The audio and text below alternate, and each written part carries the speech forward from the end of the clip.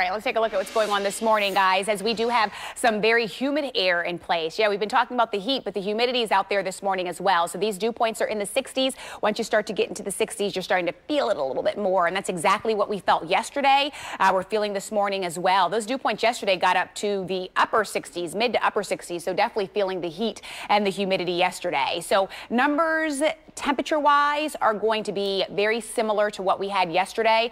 We did tie that record that was set back in 1896 yesterday of 93 degrees. So wow, it was a hot day yesterday, and we're going to do it all over again for today. So these temperatures this morning, look at Baltimore, 76 degrees right now. Charleston's at 73, Pittsburgh coming at 68, just the 60s, the 70s across the eastern seaboard. And again, up and down the seaboard, not only did we tie a record but there are plenty of records set across the area as well. Sliding a little bit further off to the south in Atlanta, that temperature right around 73 degrees, 72 in Charleston. Detroit's at 71 right now. Chicago coming in at 69 degrees. Radar and satellite composite not picking up on a whole lot this morning. We do have a few more clouds out there this morning, but we will have that sunshine as the day goes along. And then with all the heat, the humidity, we will start to destabilize the atmosphere a bit. And with that, we can have a few pop-up showers across the area, possibly a thunderstorm. I'm going to show you all that in a matter of moments. But check out what's going on at the surface for today. So that warm front's moved through,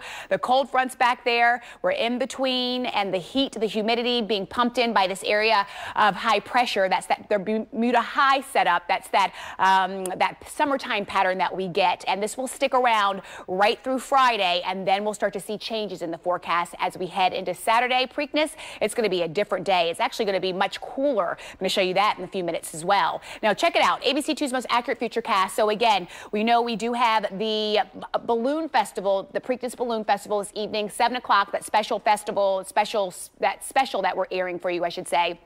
And again, going to continue to monitor the skies. We can see the clouds thickening up just a little bit. Not going to rule out the chance again for maybe an isolated shower there, but mainly dry. And then as we head towards Friday, we'll do it all over again. Showers, thunderstorms, more scattered in nature as that cold front moves through. And then by Saturday morning, we still could have a few showers around, but by the afternoon, if that cold front stays more to the south of us, we'll stay dry. We'll just be a bit cooler.